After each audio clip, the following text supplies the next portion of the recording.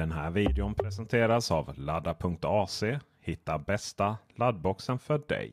Macrent, din fullserviceleverantör med Sveriges största Apple-lager. Samt Kempower, laddinfrastruktur för elbil, lastbil och båt. Den här videon presenteras också av Facebox. En svensk laddbox utvecklad och tillverkad i Sverige.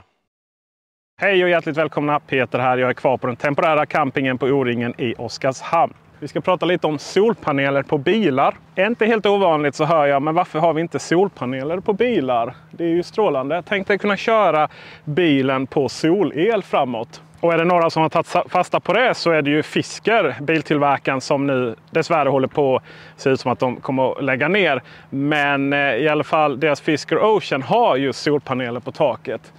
Och varför har inte fler det, kanske vi undrar. Jo, jag tror det handlar om effekt kontra pris. För dessa solpaneler som är visserligen portabla. Det är 4 stycken paneler. Och varje sån här panel klarar 50 watt. Så maxeffekten som jag kan få från solen är på 200 watt på denna panelen. Och jag skulle kunna tänka mig att det skulle kanske få plats ytterligare 2 paneler. Sen är det ju så att bara för att vi har en maxeffekt på solpaneler betyder ju inte det att vi får den effekten. Och just nu när solen skiner rejält, det är lite molnigt där, lite moln som går igenom. Då har vi en effekt på 100-108. Om vi sätter det lite i perspektiv. Kylboxen, den drar 64-63 watt nu i dess normalläge. Sen finns det ekoläge, då går den ner till 40 ungefär. Datorn kan vi ladda upp till 100 watt via USB-utgångarna. Och mobilen ungefär 30 watt. Drar jag igång kaffebryggaren så pratar vi om ytterligare nästan 300 watt. Sätter jag på spisplattan så pratar vi om ytterligare över 1000 watt.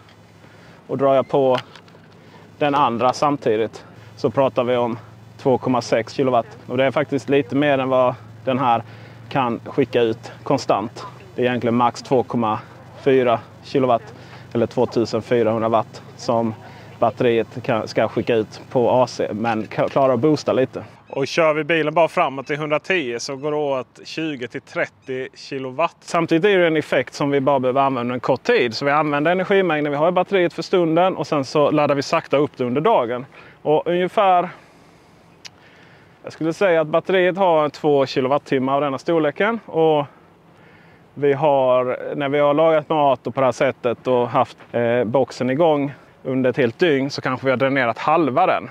Säg då att solpanelerna ger i alla fall 100 watt och det gör de nu i rätt många timmar när solen ligger på.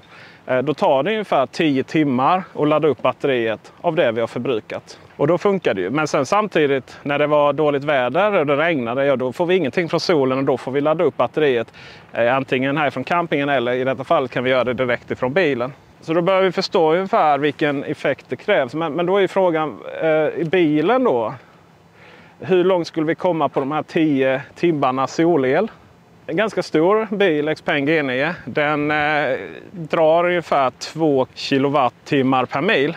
Vilket betyder att vi skulle komma, nu i sommaren, vi kör inte så snabbt och sådär, så hade vi kanske kommit en halv mil, 5 kilometer på att den står och lapar i sig solel i ungefär 10 timmar.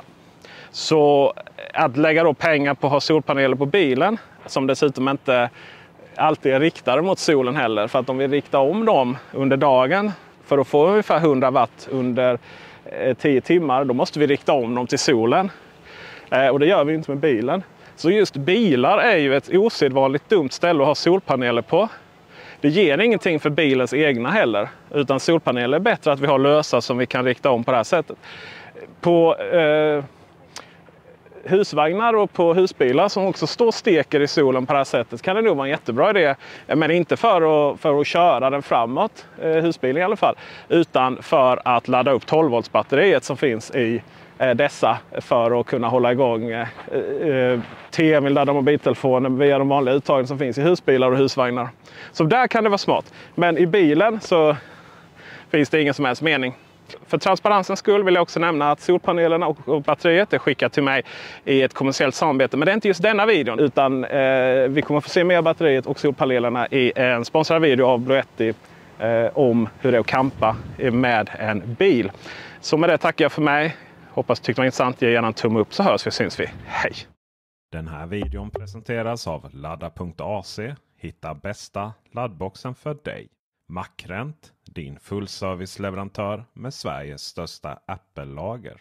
Samt Kempower, laddinfrastruktur för elbil, lastbil och båt. Den här videon presenteras också av Facebox. En svensk laddbox utvecklad och tillverkad i Sverige.